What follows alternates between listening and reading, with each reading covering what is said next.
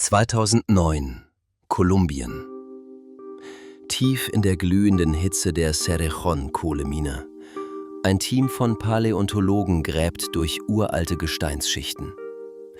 Sie suchen nach Fossilien, Überreste eines Regenwaldes, der vor 60 Millionen Jahren existierte. Direkt nach dem Aussterben der Dinosaurier. Dann finden sie das hier. Ein Wirbel. Dicker als ein menschliches Handgelenk. Massiv. Schwer. Unmöglich. Zuerst dachten sie Krokodil. Krokodile waren die Giganten dieser urzeitlichen Sümpfe. Aber dann analysierten sie die Form. Die Kurven stimmten nicht. Die Struktur war falsch. Das war kein Krokodil. Das war eine Schlange. Nicht irgendeine Schlange. Die größte Schlange, die jemals gelebt hat. 15 Meter lang. 1 Tonne schwer. Titanoboa.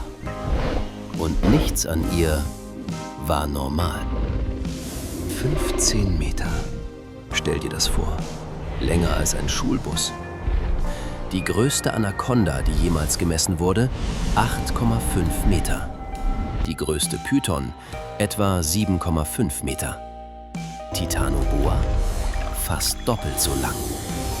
Aber Länge ist nicht alles. Das Gewicht. Eine riesige Anaconda wiegt etwa 200 Kilogramm. Titanoboa, über 1000 Kilogramm. 5-mal schwerer. So schwer wie ein kleines Auto. Aber hier ist die Frage, die Wissenschaftler verrückt machte. Wie konnte eine Schlange so groß werden? Schlangen sind wechselwarm. Sie können ihre Körpertemperatur nicht selbst regulieren. Sie sind vollständig abhängig von ihrer Umgebung. Je wärmer die Umgebung, desto schneller der Stoffwechsel. Schnellerer Stoffwechsel gleich schnelleres Wachstum. Schnelleres Wachstum gleich größere Körper. Als Wissenschaftler Titanoboa fanden sie nicht nur ein Monster, sie fanden ein Klimaarchiv. Ein biologisches Thermometer aus der Urzeit. Und es zeigte, die Welt war damals viel heißer. Aber wie heiß? Vor 60 Millionen Jahren. Das Paläozän. Die Dinosaurier waren gerade ausgestorben. Die Erde erholte sich. Langsam, schmerzhaft. Aber die Welt, die entstand, war eine Hölle. Durchschnittstemperatur in Kolumbien 32 Grad Celsius. Das ganze Jahr. Keine Jahreszeiten, kein Winter, kein Frost. Stell dir vor, ein Regenwald, der niemals abkühlt, nicht einmal nachts. Die Luft fühlt sich an wie eine Sauna. Permanent. Keine Eiskappen. Nirgendwo auf der Erde. Selbst an den Polen war es warm. Die Wälder schwitzten. Das Wasser dampfte. Und das Leben wuchs gigantisch. Die Cerrejón-Fundstelle zeigt uns diese Welt im Detail. Riesenschildkröten, so groß wie Billardtische. Primitive Krokodile mit stumpfen, zermahlenden Zähnen. Riesenfische in schlammigen, langsamen Flüssen. Das war kein klarer, schnell fließender Fluss. Das war ein Sumpfregenwald. Trübes Wasser, verfaulende Vegetation, dichte Wurzeln, schlechte Sicht, gedämpfte Geräusche. In dieser Welt war Größe ein massiver Vorteil. Eine riesige Schlange konnte im Wasser lauern, ihr Gewicht vom Wasser getragen. Ihr Körper versteckt durch braune, tanningefärbte Ströme. Die Hitze hielt ihre Muskeln warm, bereit. Sie konnte sich blitzschnell bewegen und dann wochenlang verdauen. Titanoboa war kein Zufall. Sie war das logische Ergebnis einer extremen Welt. Hohe Temperaturen, reichlich Beute, perfekte Tarnung. Das war ihre Welt. Wenn dich diese Monsterwelt fasziniert, drück jetzt auf Like.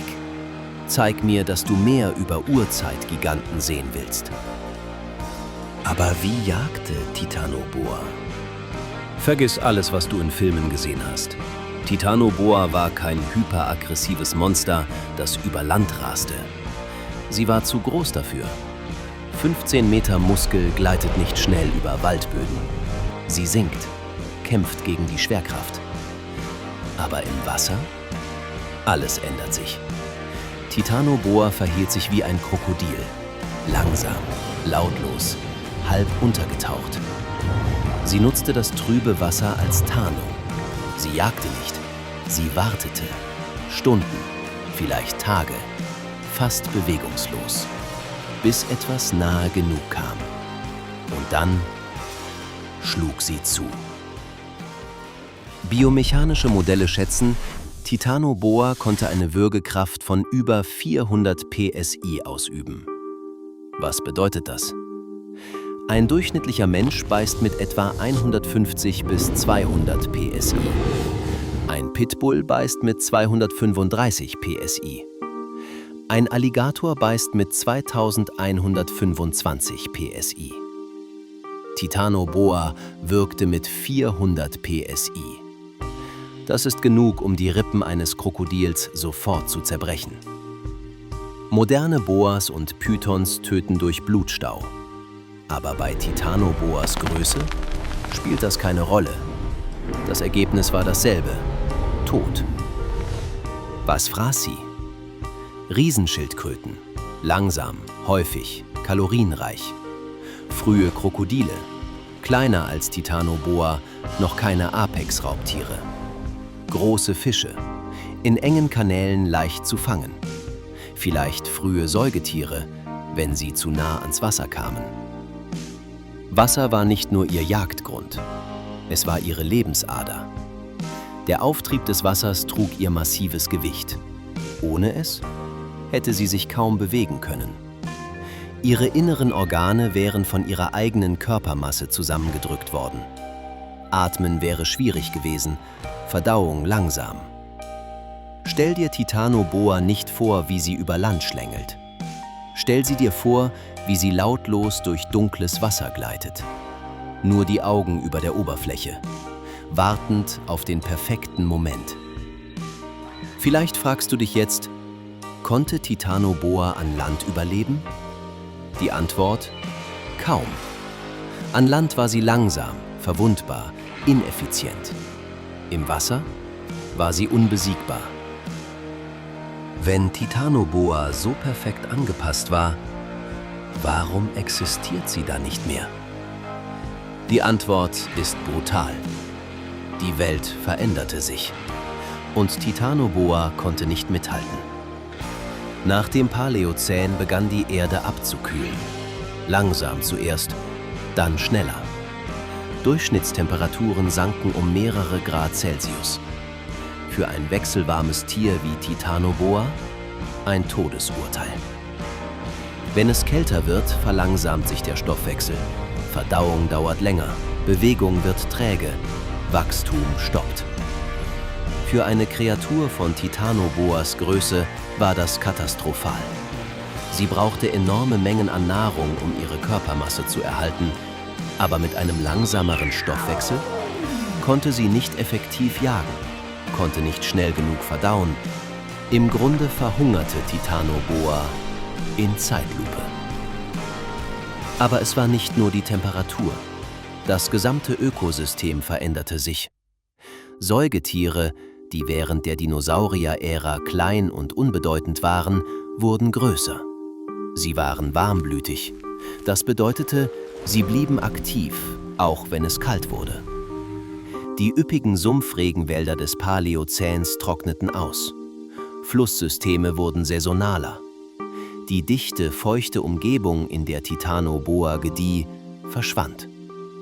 Und die Riesenschildkröten, die massiven Krokodile, das gesamte Nahrungsnetz, das Titanoboa unterstützte, kollabierte. Titanoboa starb nicht durch Raubtiere, nicht durch Krankheit, nicht durch Konkurrenz. Sie starb, weil der Planet um ein paar Grad abkühlte. Das war alles, was nötig war. Eine kleine Verschiebung des Klimas.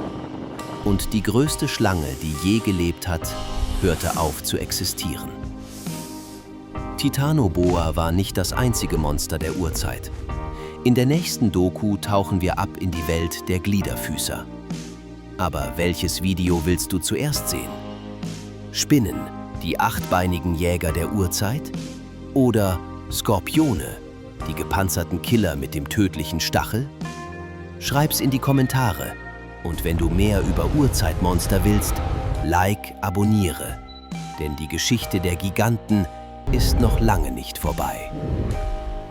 Titanoboa war eine Kreatur, die nie hätte existieren sollen. Zu groß, zu schwer, zu abhängig von einer Welt, die sich ändern würde.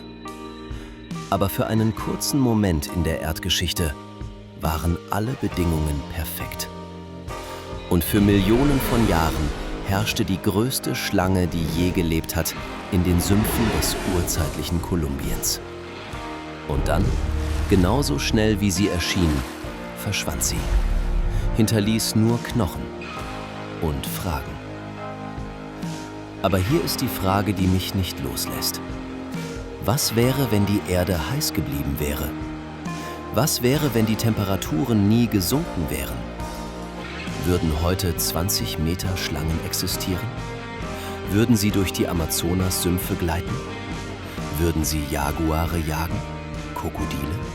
Menschen? Oder wären wir überhaupt möglich gewesen? Denn Klima formt nicht nur Ökosysteme, es definiert die Grenzen des Lebens selbst. Titanoboa beweist das. Eine kleine Verschiebung der Temperatur. Und das größte Raubtier seiner Zeit war Geschichte. Was sagt uns das über unsere Zukunft? Über unsere Welt? Über uns?